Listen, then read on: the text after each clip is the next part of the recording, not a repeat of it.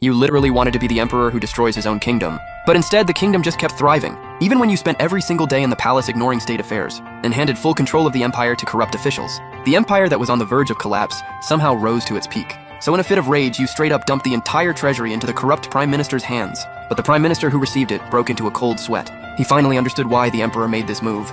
This was his final warning. The prime minister, suddenly coming to his senses, burst into tears. He turned toward the imperial palace.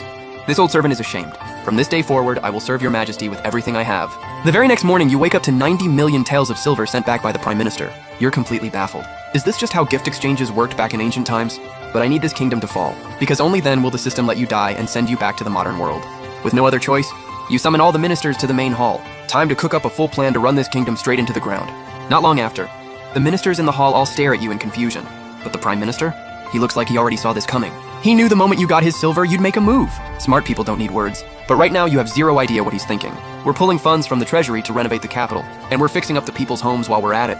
Before you even finish talking, one minister immediately jumped out to push back. Your Majesty, you absolutely cannot. Renovating the capital, fine. But the people's homes, totally unnecessary. You glance over at the minister who spoke up. This guy is the Minister of Works, personally promoted by the late emperor, and supposedly one of the most loyal subjects according to the late emperor. But these loyal types are exactly who you can't stand.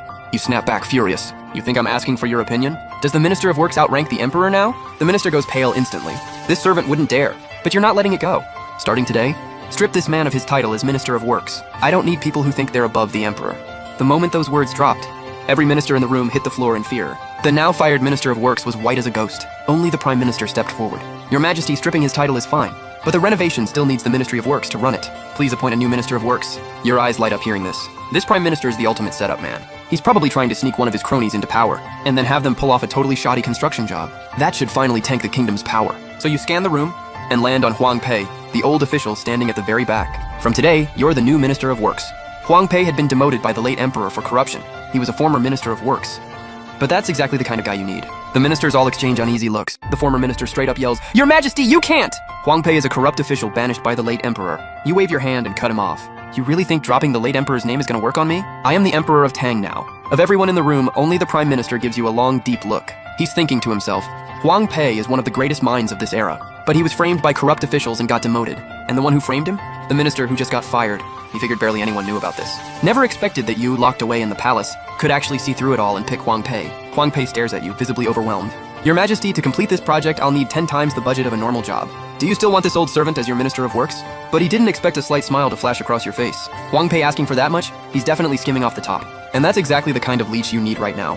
So, you keep a straight face. How you spend it is your business. I only care about results. Also, Prime Minister, make sure you support him. One corrupt minister, one giant leech as Prime Minister.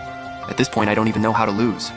A little while later, as the ministers file out of the hall one by one, you can't hold back the excitement anymore. You start daydreaming about the day the Tang dynasty finally crumbles. Meanwhile, Huang Pei didn't go home. He headed straight to the Prime Minister's mansion. He couldn't figure out why the Emperor suddenly treated him so well, but after sitting down with the Prime Minister, he finally understood the Emperor's true intentions. Overcome with emotion, he bowed deeply toward the palace. Oh right, Prime Minister. What's the Emperor's real reason for rebuilding the capital and the people's homes? In my view, the Emperor has two goals. First, send a signal to the loyal officials in court. The Emperor is taking back control. Second, and most importantly, win the hearts of the people. Prime Minister, you truly are the greatest mind of our time. So how should I work with the Emperor going forward? Since His Majesty said cost is no issue, he obviously wants this done fast and done right. I know of a new building material. Sets fast and holds incredibly strong. Use it, call in the Imperial Guard to help, and wrap up everything within a week. Not long after, you stare at Huang Pei standing there asking to mobilize the Imperial Guard. Bro, this guy is ruthless. He's planning to squeeze the people dry, but he's scared of a revolt, so he came to you for troops to crack down.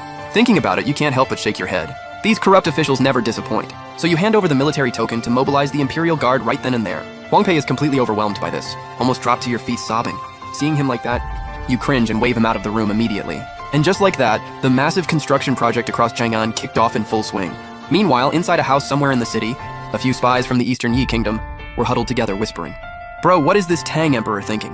Why is he suddenly rebuilding the whole city? But even Balu himself had no idea. He kept turning it over in his head, trying to figure out your angle. Then all of a sudden, it hit him. Could Tang have a spy inside Eastern Yi who leaked their plan to invade? Is that why he ordered the walls rebuilt? Damn, where is the mole? Everyone who knew about this plan was top brass in Eastern Yi. He laid out his theory to the rest of the group.